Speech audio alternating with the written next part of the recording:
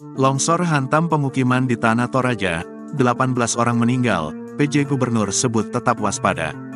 Hujan deras yang mengguyur Kabupaten Tanah Toraja, Sulawesi Selatan, tepatnya di Desa Lembang Randan Batu, Kecamatan Makale Selatan dan Kelurahan Manggau, Kecamatan Makale, Kabupaten Tanah Toraja, pada Sabtu, tanggal 13 April tahun 2024, malam.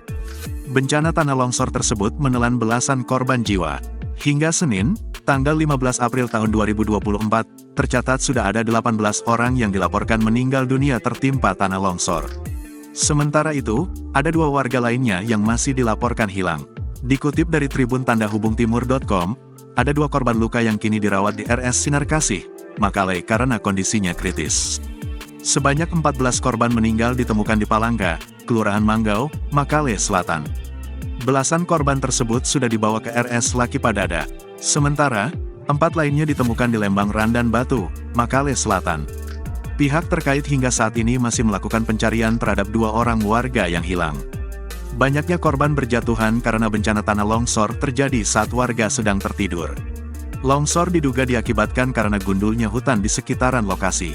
PJ Gubernur Sulsel, Bahtiar, langsung menuju lokasi untuk memastikan proses penanganan korban longsor bisa berjalan maksimal. Atas nama pemerintah provinsi dan masyarakat Sulawesi Selatan, kami mengucapkan duka cita yang mendalam atas peristiwa yang menimpa saudara-saudara kita di Tanah Toraja, ucap Bahtiar, Sabtu. Ia juga menuturkan pihak terkait seperti Badan Penanggulangan Bencana Daerah, BPBD, dan Dinas Sosial sudah berada di lokasi.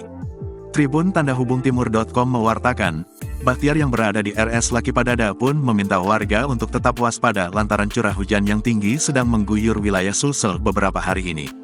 Kepala BPBD Sulsel dan Kepala Dinas Sosial Provinsi bersama tim provinsi lainnya, bersama Forkopimda juga sudah bergerak ke lokasi. Pihaknya pun kini tengah berfokus pada mitigasi bencana supaya bisa meminimalisir terjadinya dampak yang ditimbulkan ketika bencana terjadi. 2 orang warga yang masih dilaporkan hilang yakni Sophia dan Gea. Korban kritis yang dirawat di RS Sinar Kasih ada 2 orang, yakni Rab dan Dania.